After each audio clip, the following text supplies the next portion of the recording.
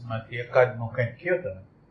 એમાં શ્રીમદ રાજચંદ્રજી જે મૂળ વચન કહે છે, તું આત્મા છો અને તું પ્રશ્ન કરે કે હું કોણ છું. એટલે હું કોણ છું એમ, તું જ આત્મા છો અને તું જ તારી જાતને શોધવા નીકળો છો. બરાબર. એના ઉપર એમને એ વસ્તુ બતાવી કે તમે જે છો એ તમે જ છો, આત્મા જ છો. બરાબર. તમારી ભીતર જે જ્ઞાનની અંદર જે ભેદ પડેલો છે એ ભેદને તમારે જાણવાનો છે કે તમે જે છો એના વિરુદ્ધમાં તમે શું બની ગયા છો અને તમે શું માની રહ્યા છો. બરાબર. તમારી માન્યતા શું છે અને હકીકત શું છે, એ ભેદથી તમારે છૂટું પડવાનું. તો મૂળ ગ્રંથિઓનું છેદ થાય. તમારી જે માન્યતાઓ છે એ તો છૂટે. બાકી તમે કંઈ ઉપવાસ કરશો કે કંઈ પણ બીજી ક્રિયાઓ કરશો એનેથી ભેદ કેવી રીતે કરવો? એટલે ભેદ એટલે સમજો કે હું પુરુષ છું, હું સ્ત્રી છું, એમ જે હું માનું છું. ખરેખર તો એમ હકીકત નથી. ભલે અત્યારની પર્યાય આમ છે પુરુષ તરીકેની, પણ હકીકત તો હું ચેતના છું, આત્મા છું. એટલે આત્મા છું એ માનવું કેવી રીતે? માનવું એટલે જ્ઞાન તો સ્વરૂપ છે ને, જ્ઞાન સ્વરૂપ તો એટલે એ તો સાંભળ્યું છે આપણે. હા, તો એ મંથન હાલે. વિચારો જોવાથી કઈ ફાયદો થાય? વિચારો જોવાથી ફાયદો થાય, પણ વિચાર કોણ જોવે છે? વિચાર જોવાથી તો બહુ ફાયદો થાય, પણ વિચારને કોણ જોવે છે? વિચારને બોડી જોવે છે? માનો કે તમારી આંખ જોવે છે, કાન સાંભળે તો કોણ છે? વિચારને કોણ જોવે છે? એટલે વિચારને જોવું હેલું છે, પણ વિચારને કોણ જોવે છે? વિચારને જોવાથી વિચારથી થોડું સ્પેસ બને, તમે જુદા પડો, બરાબર છે, પણ તમે તો ઈ નહીં રહ્યો, તમે તો કઈ નિશ્ચય ન કરી શકો. વિચારને જોવે કોણ? આત્મા જોવે ના, એટલે ખબર નથી આપણને કોણ જોવે, એટલે આપણે ઇન્ક્વાયરી સાંભળેલો. આત્મા શબ્દ વાપરીને આપણે માનો કે તમે આત્મા શબ્દ વાપરી લીધો, પણ એ આત્મા એટલે આત્માને તમારે જેમ તમે માનો કે આ ખુરશીને જોવો છો તો ખુરશીનો સાક્ષાત્કાર થયો ને, એવી રીતે તમને આત્માનો સાક્ષાત્કાર વગર તમે કેવી રીતે કહી શકો કે આત્મા છે? તો આત્માની સાબિતી હવે તો આપણે જોશે ને. આત્માની સાબિતી શું છે? આજે તમારે નક્કી કરીને જ જવાનું છે કે આત્માની સાબિતી શું છે. કંઈક મળવી જોઈએ ને તો એના ઉપર મળશે જ, મળશે ચોક્કસ તમને.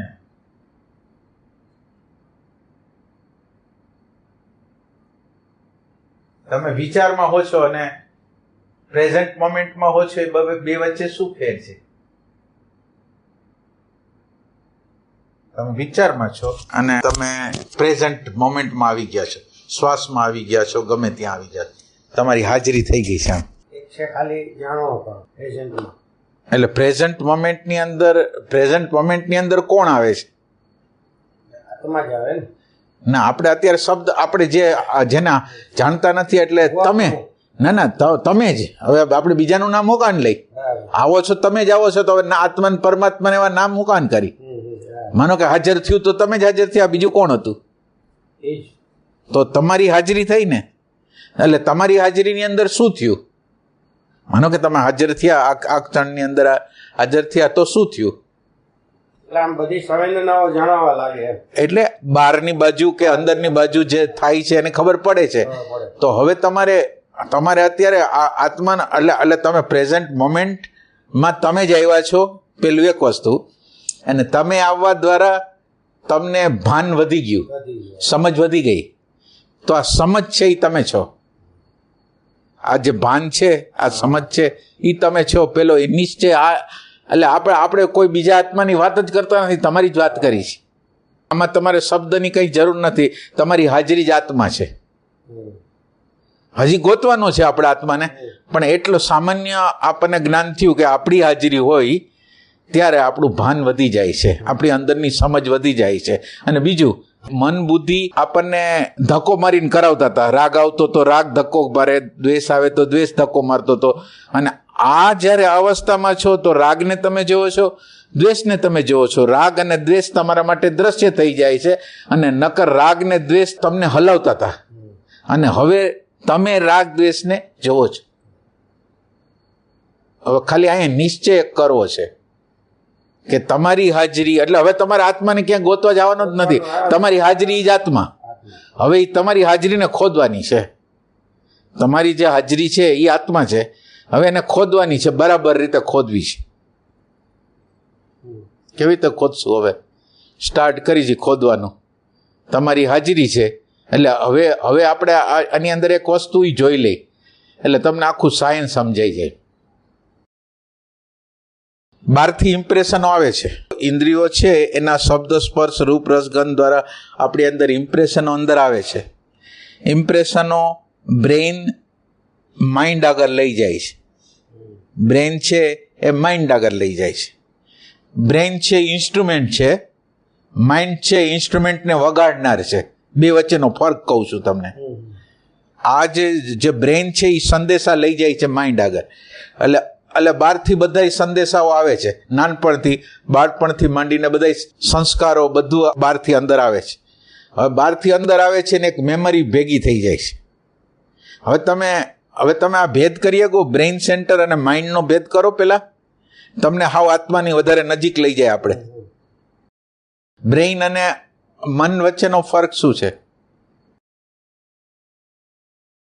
મનમાં તો ઈચ્છાઓ છે ના, એટલે મન ક્યાં મટીરિયલનું બનેલું છે એ તમે કહી શકો? આમ તો પરમાણુથી જ બનેલું હોય ને, કારણ કે એનું પરમાણુનું જ બંધારણ થાય. એમાં દ્રશ્ય અદ્રશ્ય વસ્તુ એ બધું જ એની અંદર ના, એટલે મન આવી રીતનું સાધન જ હોય ને એવું મને લાગે. ના, એટલે મન એવું છે કે જે માહિતી, માનો કે એક બાળક છે ને કે આ મમ્મી, આ પપ્પા, આ પૈસા, ઘરેણા, આ સૂર્ય, આ ચંદ્ર, એટલે આ બધી માહિતી, આની વેલ્યુ છે, આની વેલ્યુ નથી, આ આપણા કહેવાય, આ પારકા કહેવાય, આ બધી વાત અંદર આવી ગઈ છે. આ મન, આ બધી બહારના લોકોએ આપેલી બધી માહિતી છે એ મન છે. હવે મન છે એ જળ છે, ચેતન છે? જડ જ છે. બરાબર વિચાર કરીને કહેજો. જડ જ કહેવાય. જડ જ કહેવાય. અચ્છા, જડ એટલે મેમરી છે. તો હવે એ હાલે છે કેવી રીતે? ના, એટલે આપણે આત્મા આગળ આવવા માટે આ બધું આપણે કરી છીએ, આત્મા આગળ આવવા માટે કરી છીએ. હવે એ જડ છે. મેમરી જેમ હાર્ડ ડિસ્કની અંદર, પેન ડ્રાઈવની અંદર રેકોર્ડ કરેલી હોય છે, એમ બ્રેઇન સેલની અંદર આ રેકોર્ડિંગ છે. તો હવે આ માઇન્ડ હાલશે કેવી રીતે? આત્માના ભાવથી. ના, એટલે આપણે આ શબ્દો નહીં, તો તમારી આંખથી દેખાય એવી રીતે કરવું છે. એટલે આમ ચિત્ત જ્યારે આમ બહાર જાય છે કોઈ વસ્તુ પ્રત્યે, કોઈ વ્યક્તિ પ્રત્યે, ક્યાંય પણ, ત્યારે ચિત્ત તો ચૈતન્યનો પ્રકાશ. એમને ચિત્તને હાવ સહેલી ભાષામાં, માનો કે તમે ચિત્ત બોલતા હોય, બધા ન સમજતા હોય, ચિત્તને હાવ સહેલી ભાષામાં શું કહો તમે? ચિત્ત એટલે આત્માનો પ્રકાશ જ કહેવાય. ના, એટલે એટેન્શન, ધ્યાન એટલે એટેન્શન. એટલે દાખલા તરીકે તમારી અંદર ભૂખની એક સંવેદના થઈ, તો ભૂખની જેવી સંવેદના થઈ એટલે એટેન્શન એ જાણ્યું, ભૂખની સંવેદનાને જાણી, એટેન્શન થ્રુ જાણે. એટલે એટેન્શન આખા બોડીની અંદર એક જ તત્વ છે એટેન્શન, એ આ બધી વસ્તુને જાણે છે. એટલે હવે અહીંયા શું થયું છે? ઓલા માઇન્ડ તો જડ છે, મેમરી છે એ સ્ટોર થઈ રહે, એ સ્ટોર હાઉસને આ એટેન્શન છે એ પાવર આપે છે, પ્રકાશ આપે. હવે પ્રકાશ આપે છે એટલું નહીં, એની હારે આઈડેન્ટિફાઈ થઈ જાય છે. આ જે એટેન્શન છે એની હારે આઈડેન્ટિફાઈ થઈ જાય છે, અને આઈડેન્ટિફાઈ થઈને નામ રૂપે, જાતિ રૂપે, કાબિલિયત રૂપે, જે એના રૂપ રૂપે જે એને લાગતું હોય બધું કે હું કંઈક છું, એ બધી વસ્તુ છે. હવે આની અંદર એટેન્શન છે એ જે મેમરી હારે આઈડેન્ટિફાઈ થઈ ગયું છે ને, એને આપણે છોડાવવાનું છે. હવે આ જે એટેન્શન છે ને એ હવે એટેન્શન આવે છે અવેરનેસમાંથી, અવેરનેસ આવે છે કોન્શિયસનેસમાંથી. એટેન્શન છે ઓમ ડિવાઇનનું તત્વ છે, દિવ્યતાનું તત્વ છે, કોન્શિયસનેસનું તત્વ છે. એટલે એની અંદર શાશ્વતતા છે જ. એટલે આ એટેન્શન 24 કલાક હોય, પછી ભલે ભૂત અને ભવિષ્યમાં જોડાઈ ગયું હોય એ વાત ભલે રહી, પણ એ હોય ખરું 24 કલાક. એટલે ચૈતન્ય ઉર્જા જ થઈ ને. ચૈતન્ય એટલે એટેન્શન એટલે ચૈતન્ય જ છે, પણ ચૈતન્ય આઈડેન્ટિફાઈ ચૈતન્ય છે, આઈડેન્ટિફાઈ થયેલું છે.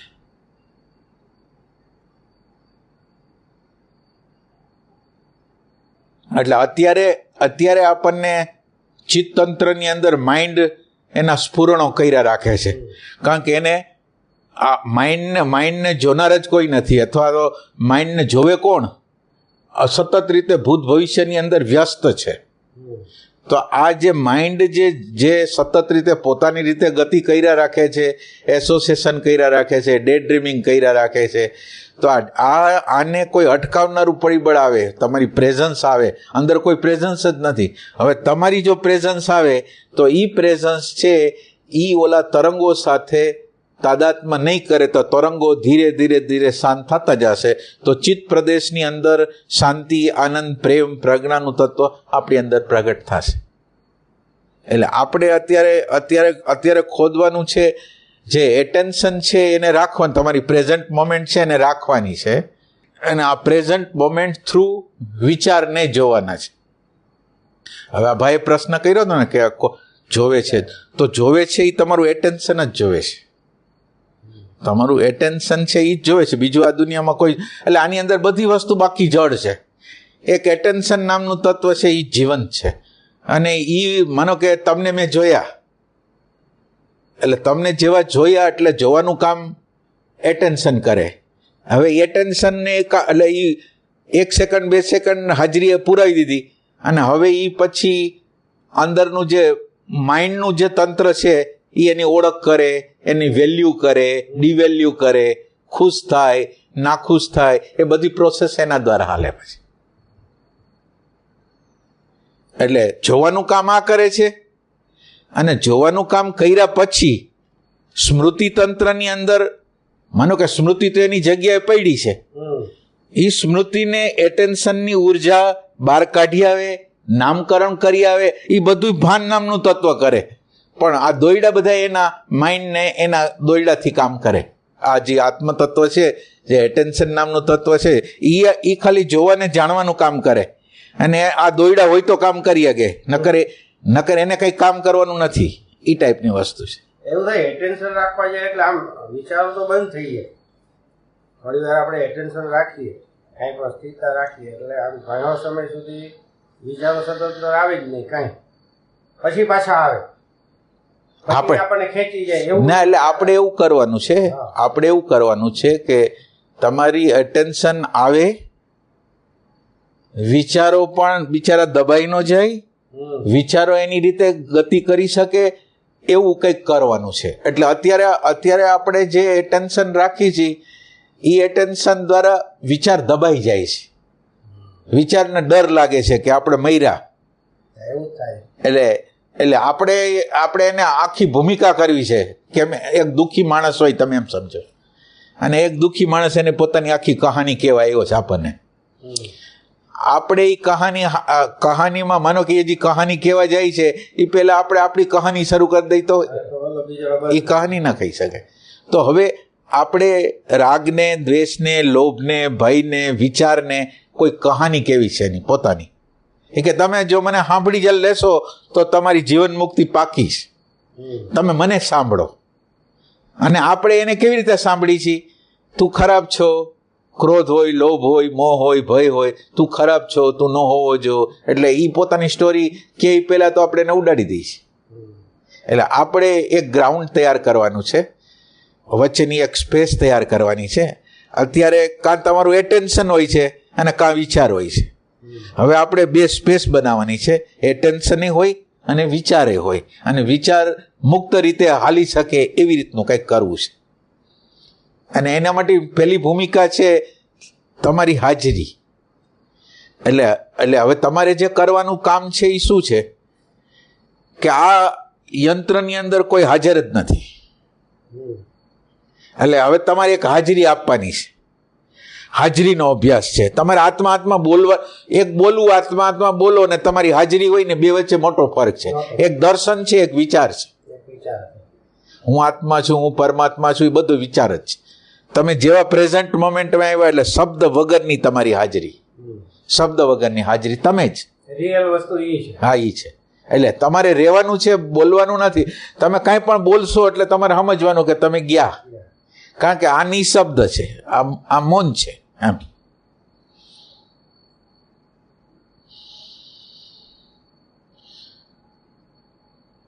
પછી વિચારને તમે જોશો એટલે પછી બીજું સ્ટેપ આવશે, વિચાર દેખાશે.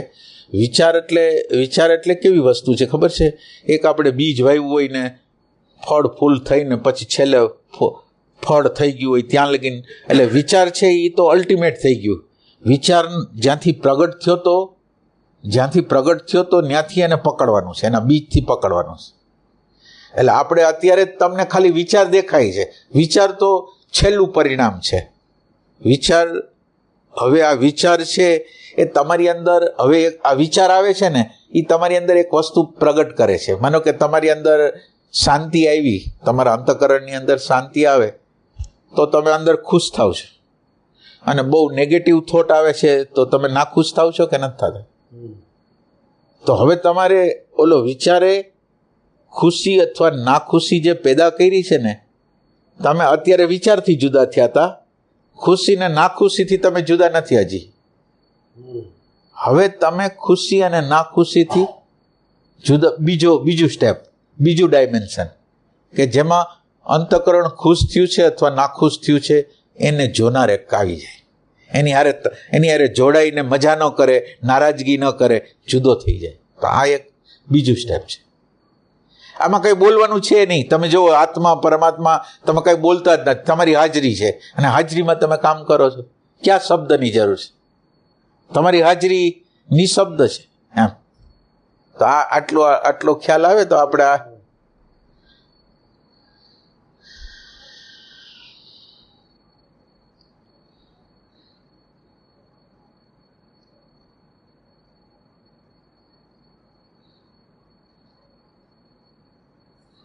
એટલે તમારો જે પ્રશ્ન હતો ને કે વિચારને તમે જોવો છો, પણ વિચારને કોણ જોવે છે, એનું સ્વરૂપ શું, એનો સ્વભાવ શું, એ તો કંઈ ખબર નથી. હવે તમે હજાર વાર વિચારને જોઈ રાખશો, તમને તમારી જે જોનાર છે એની જ ખબર નથી, અથવા તો તમને તમારી જ ખબર નથી. હવે તમે ગમે એટલા વિચારને જોઈ રાખો, વિચારને જોઈ શકશો, પણ હવે તમે સમજો કે તમારી અંદર ક્રોધ છે, લોભ છે, ઘૃણા છે, એ બધું તમે વિચારને જોવાની પ્રક્રિયા કરો છો, પણ જ્યારે સમય આવે છે ત્યારે તો એની જગ્યાએ કામ કરી જાય છે. તો ત્યાં કામ નથી આવતો કે આવે છે? તો હવે ત્યાં કામ આવે એવું કંઈક કરવું પડે કે નહીં? એટલે ખાલી જોવાનું નથી, આમ વિચારને જોવાનું નથી, વિચારને કોણ જોવે છે એ બાજુ નજર કરવાની છે. અત્યારે આપણે જ્યારે હાજર થઈ જાય છીએ એટલે વિચારને જોઈ છીએ, પણ આપણે કોઈ દી પ્રશ્ન પૂછી છીએ શું કામ એને કોઈ જોવે છે કોણ અંદર, એ આપણે પ્રશ્ન પૂછતા નથી. માનો કે કોઈ આપણને સાધના બતાવે છે, તમે શ્વાસ ઉપર જુઓ, ફલાણા ઉપર જુઓ, તો એના દ્વારા કરવાનું શું છે? માનો કે હાલો શ્વાસ ઉપર જોયા, હૃદય ઉપર ગયા, નાભી, શેના માટે? તમે પ્રશ્ન કેમ ન કરો? તમે એમ કેમ ન પૂછો કે શું કામ એને અમારે નાભીમાં રહેવું, શું કામ એને હૃદયમાં રહેવું, શું કામ એને શ્વાસમાં રહેવું? એ આપણે પ્રશ્ન તો પૂછ્યું. ખાલી આપણી પ્રેઝન્સ આવે એના માટે છે આ બધી સાધનાઓ. ખાલી પ્રેઝન્સ એટલે સીધી પ્રેઝન્સને આપણે અડી નથી શકતા. એટલે આપણી આ પ્રેઝન્સને આ ઇનડાયરેક્ટ રીતે, એટલે માનો કે એક શ્વાસ છે અને એક શ્વાસને ઉપર જોનાર એક છે. શ્વાસ ઉપર જે જોવે છે એના ઉપર આપણી નજર નથી. એટલે શ્વાસ એટલે તમારી હાજરી એક નોંધાવાની છે, અને તમારી હાજરીને તમારા સબકોન્શિયસની અંદર નાખી દેવાની છે. વારે રિપીટેડલી તમે વર્તમાનમાં કેન્દ્રમાં રહેવાને ટ્રાય કરશો તો ધીરે ધીરે તમારા સબકોન્શિયસ માઇન્ડમાં વહી જશે, અને સબકોન્શિયસ દ્વારા અનકોન્શિયસમાં વહી જશે. એટલે સાધનાનું એક કામ તમારું એવું થઈ ગયું કે અંદર હવે હંમેશા હાજરી હશે. જો સબકોન્શિયસમાં તમે હાજરીને નાખી ગયા તો તમારી હાજરી હંમેશા હશે એમ. એ રીતે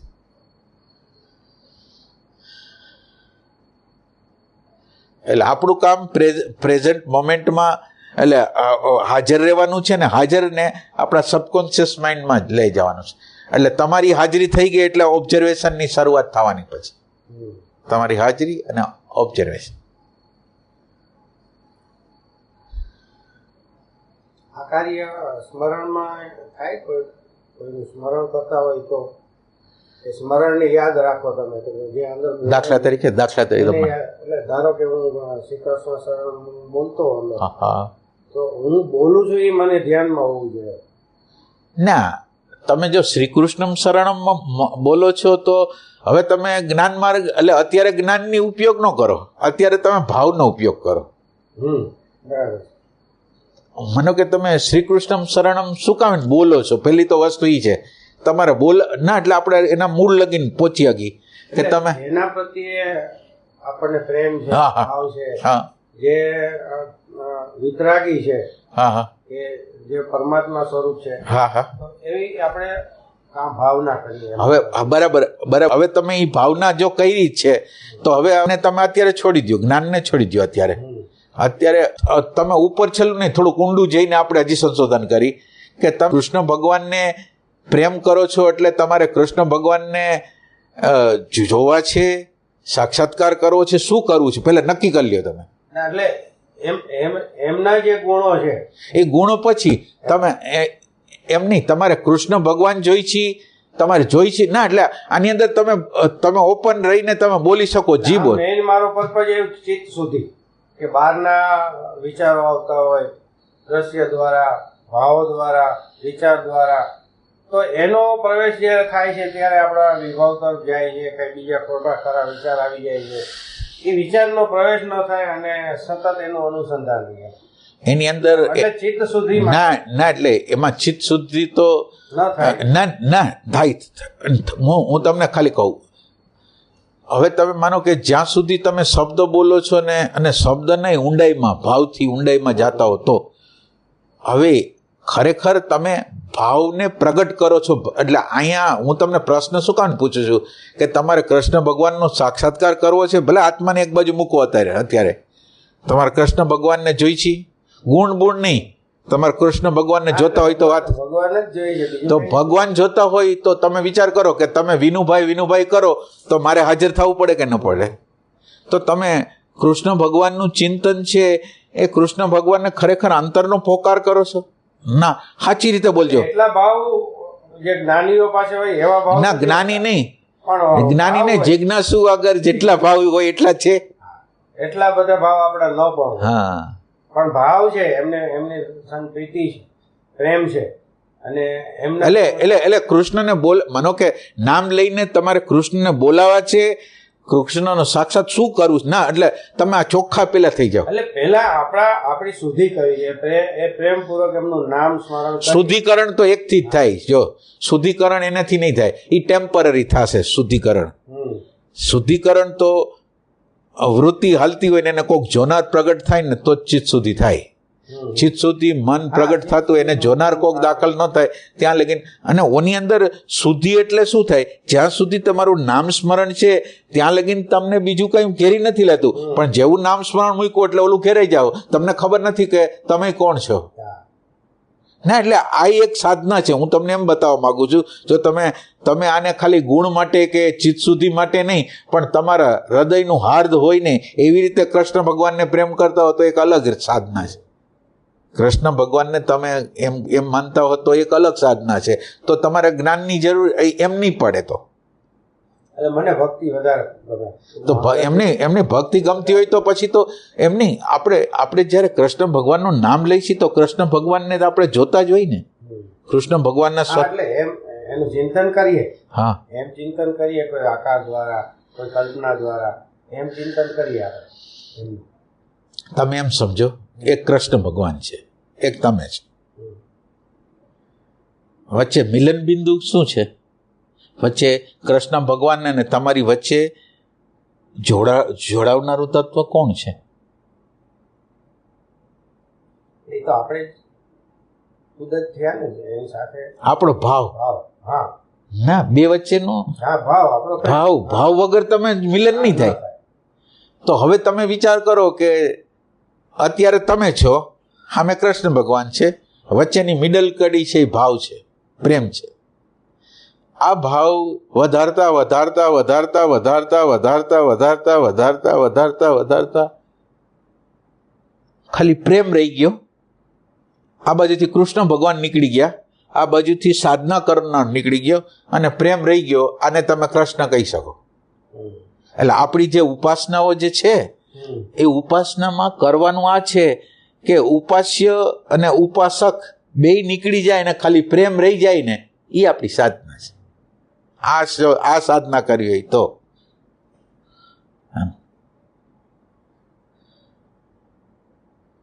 કારણ કે કોઈ પણ વસ્તુના મૂળમાં જાશો તો એ ભગવત તત્વ જ છે. તમે ઝાડમાં જાઓ, પાનમાં જાઓ, સમુદ્રમાં જાઓ, નદીમાં જાઓ, ગમ્યા જાઓ, જળ વસ્તુમાં જાઓ, તમે જ્યારે બહુ પ્રેમપૂર્ણ થઈ જશો તો એની અંદરનું ભગવત તત્વ છે એ તમને દેખાવાનું છે. તમે એના ઉપરના વસ્ત્રો ખોલીને એની નીચે પડેલો ભગવાન છે ને તમે જોઈ શકશો.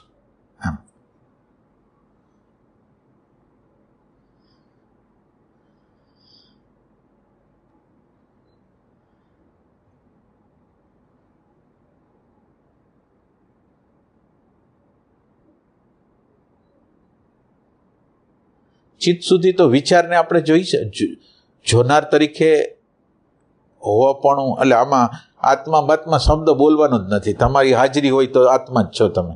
હવે તમારે કંઈ બીજું કંઈ છે. પછી એના આપણે સ્ટેપ તમને બતાવ્યા. વિચારને જુઓ, પછી વિચાર દ્વારા જે ગમા અણગમા થયા, રાગ દ્વેષ થયા, નારાજગી, રાજીપો થયો, એનાથી જુદું પડવાનું. અત્યારે 2 સ્ટેપ તમને બતાવી.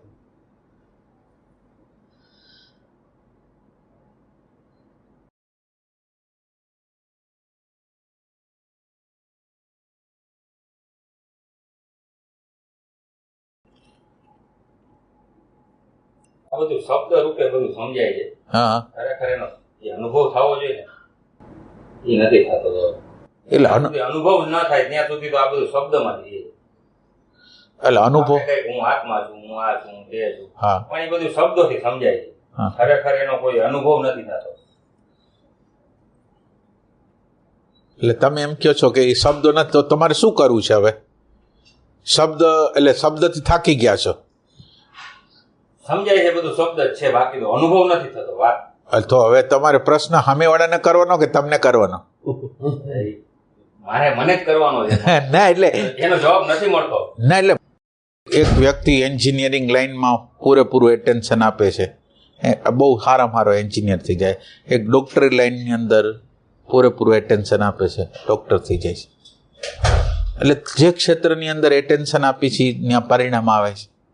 તો હવે તમને સવાલ કરવાનો છે કે તમને એટલો ઇન્ટરેસ્ટ છે જેટલો લોકોને ડોક્ટરી લાઈનમાં ઇન્ટરેસ્ટ હતો ને ડોક્ટર થઈ ગયા, એવી રીતે તમને ઇન્ટરેસ્ટ છે? આ તમારો સવાલ છે.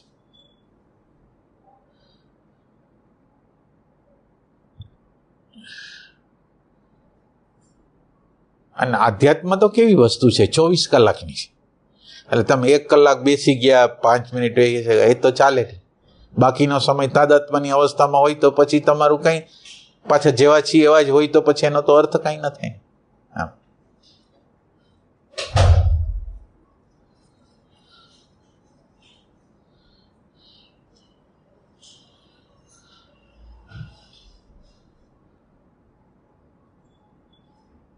આમાં કંઈ ન સમજાતું હોય તો કયો.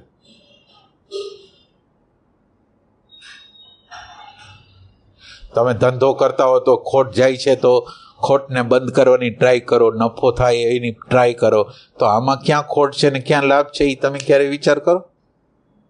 તમારી આખી એનર્જી કઈ જગ્યાએ વહી જાય છે આખો દિવસ, અને તમે હવે રિઝલ્ટ માગો છો આ જગ્યાએ તો એ મળશે? તમે તમારું આખું એટેન્શન કોઈ એક આખી જુદી જગ્યાએ આપો છો. તમે માનો કે અડધી કલાક આપતા હો, માનો કે બાકીનો સમય તો બીજી વસ્તુમાં જ હોય, તો એનું પરિણામ આવે ખરું? એમ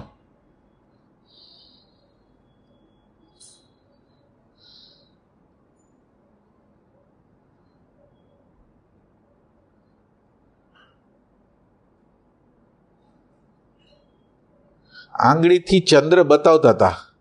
ઓલી આંગળી કે ઓલું ઝાડ છે ને, એ ઝાડની ઉપર ઓલો બીજનો ચંદ્ર છે એમ બતાવવાના. હવે ઝાડને તમે પકડી લ્યો, આત્મા કે પરમાત્મા કે આ બધા શબ્દો છે એ સંકેત કરવા માટે ના હતા, એ કંઈ હતું નહીં, બતાડવા માટે હતું. હવે એ આત્મા પરમાત્મા જે અજ્ઞાન કયો, માયા કયો, એને શબ્દોને પકડી લીધા ને શબ્દનો અંદરનો મિનિંગ કંઈ ખબર નહીં. એમ પ્રેમ જોઈશે, દરેક વસ્તુને ખોલવા માટે બહુ પ્રેમ જોઈશે, અમાપ પ્રેમ જોઈશે.